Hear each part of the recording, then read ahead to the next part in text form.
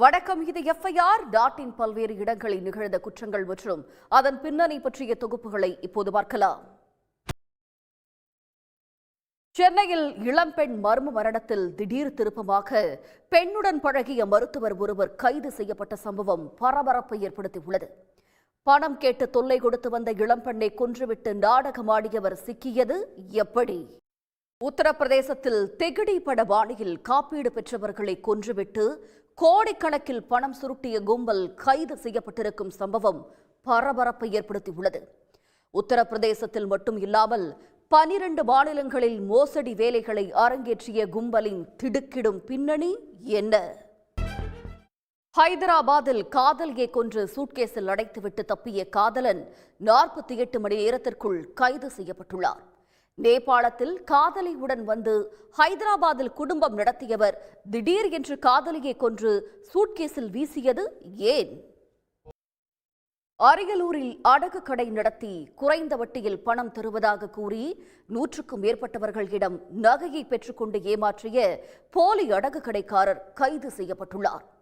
நகைக்கு குறைந்த வட்டி அதிக பணம் தருவதாக கூறியதை நம்பி மோசடியை அரங்கேற்றியது எப்படி?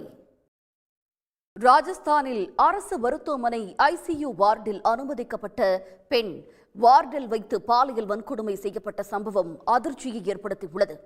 பெண்ணுக்கு மயக்க ஊசி செலுத்தி அத்துமீறிய ஆண் செவிலியரின் கொடூரம் அம்பலமானது எப்படி?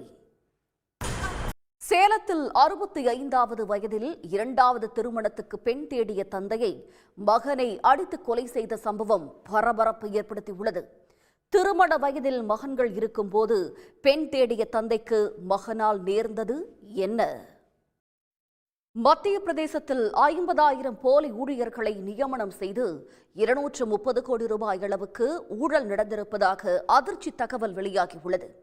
மத்திய பிரதேச வரலாற்றிலேயே மிகப்பெரிய ஊழல் என்று கருதப்படும் இந்த போலி ஊழியர்கள் ஊழலின் பரபரப்பு பின்னணி என்ன?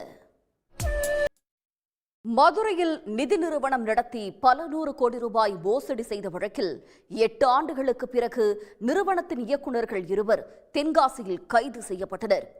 பல ஆண்டுகளாக வழக்கு நடந்து வரும் நிலையில் முதலீட்டாளர்களுக்கு அவர்களின் தொகை திரும்ப கிடைக்குமா? இத்துடன் எஃப்ஐஆர் நிறைவு பெறுகிறது. நன்றி, வணக்கம்.